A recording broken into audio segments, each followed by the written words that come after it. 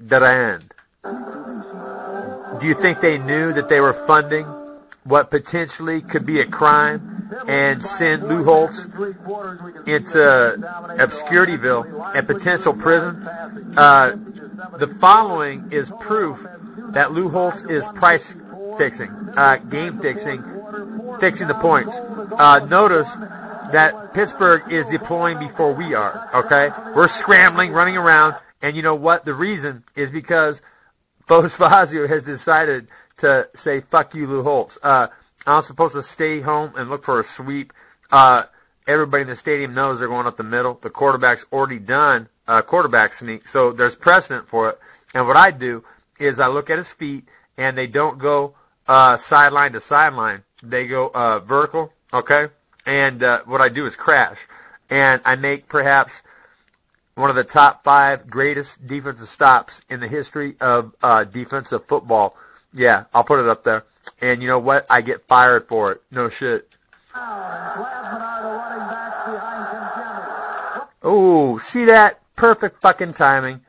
Wrapped up, and he's on his fucking way down.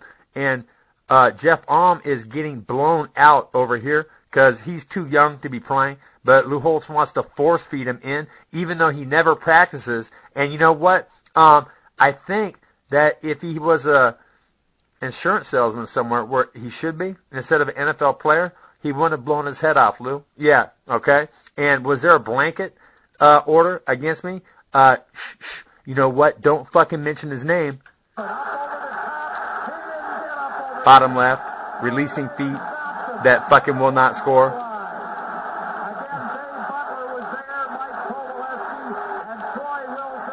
Fuck. Well, you know what? Maybe they don't have rewind up top. What do you say, Jackham? When I'm rich, Jack, because I might trade a bitch. And, you know what? That play should have been heralded. You know what? Yes, Jeff Alm getting his ass kicked. You know, that was 6 points if I don't make the stop.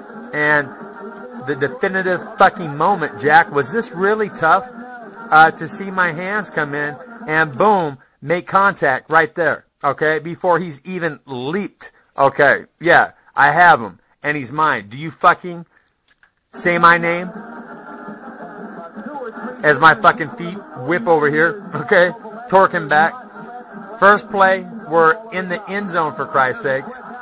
And you know what? Let's fast forward just a little bit to the first defensive series because Dan Quinn is already in trouble and fired and demoted to the 4th team that quick. All right? Now, Lou Holtz, when I signed my letter of intent, I didn't say anything about giving the other team 6 points. And you know what? I'm wondering what it was. Was it that Russ Purnell got fired because he didn't do his fucking job and I couldn't go to USC? And you know what? What was I supposed to do? So you know what? The first defensive fucking series, see that? It's a 4-3. It was a 3-4. And Cedric Figaro, number 48, is nowhere on the field. So what Lou Holtz has done is, you know what? Made sure that number 41 doesn't make some kind of fucking spectacular play, okay, and, you know, get himself hurt. And you know what? What I'm going to do is go to the end of the game, and you're going to see the point where Dan Quinn says, fuck football, I'm going boxing. Because you know what? There's too many little cocksuckers like Lou Holtz. This little son of a bitch right here, I'll tell you what, instead of being in the Coaching Hall of Fame, he should be in prison, all right? Let's see. He played John Foley, who should have never seen the field, John. You were hurt the entire year, and you were a linebacker. And yet, he played you against Texas A&M in the Cotton Bowl. My God, man. You were fast in a straight line, but you were like a fucking alligator, okay? You would actually trip, okay, if you had to go fucking anywhere but straight. Now, you know what? That's me saying, you know what, fuck football, man. There's too many little assholes like Lou Holtz. I mean, seriously. It's like this, Frank Stam. Cedric Figaro, right next to you, 48, he was the consummate Lawrence Taylor type rush in. But he kicks Dan Quinn off the team for no reason to make room for your punk ass. So Why didn't you take number 37's position? Okay? Dave Butler could play outside linebacker, drop backer, okay, and he got away with it. Why couldn't you do it? All right?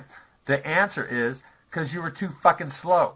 You were a fucking washed-up fullback, okay? And if it wasn't for the maniacal little bitch, Lou Holtz, you're actually an insurance salesman, man. And someone else is fucking your wife and has your kids. All right? No shit. Now, you know the funny thing? My boy's MVP in basketball, and then one of the fastest in the fucking school, and he's almost 6 feet. No shit. And because their daddy, fucking number 41, who would have owned you. Oh, he did. Remember? Okay? Every fucking second of every play, there never was any fucking doubt, dude. Okay? I swear to God, man. So you know what? Funny thing, ladies.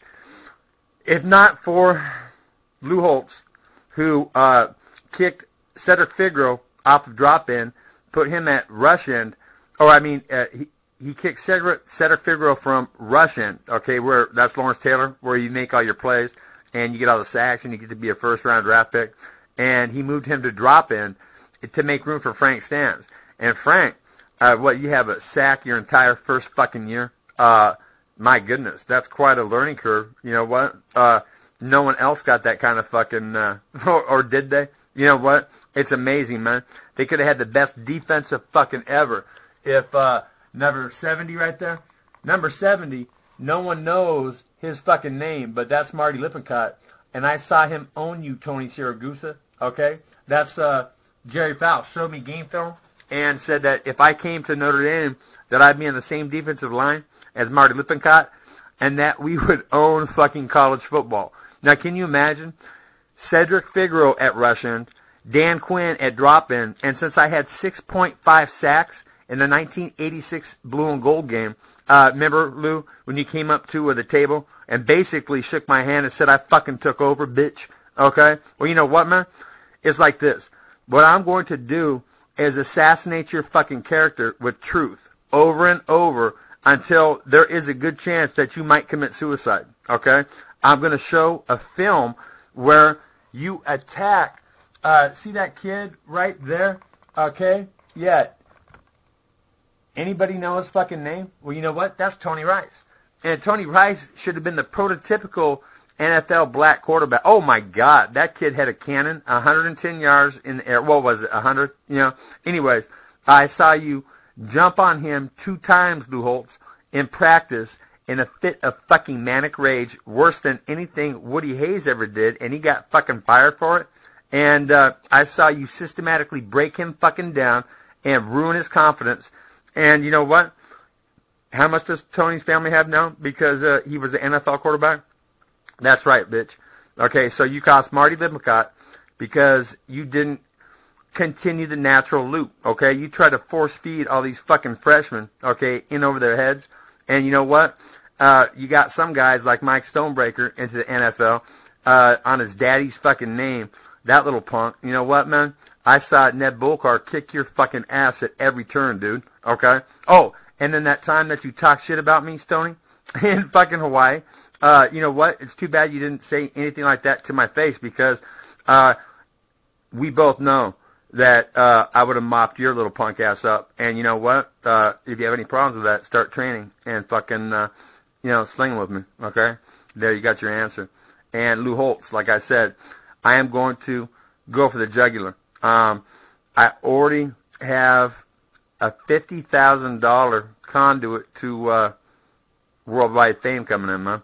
That's all I've needed was a little money. And supposedly, I'm getting a document to sign, and it's legal, 3 pages, and boom, then I'm going to have it. And then we're going to start doing things. I thought about the first Vago coast-to-coast bike rally, staying up nonstop. And you know what? That'd be great if NBC was involved and, you know what, there was cameras and yada yada. But how about this? We get to fucking some speedway track, it doesn't matter, and just go around in circles for fucking 36 hours and shit. We're getting spun on stevia and setting a world record. Yeah, that'd be cool. And then, let's see, I'm going to build really big blenders and, and make fucking Pure H2O, the fountain of youth. And then I'm going to offer to everybody in Carnage And I think when the ones that start taking it start to fucking, lean and rip up, the other guys will get on too. And then, you know what? There's going to be a snowball effect from that. And let's see, what else can I do?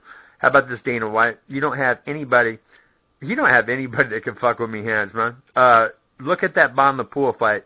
See him throw that right hook. See me slip it and then lift him up with a counter right hand.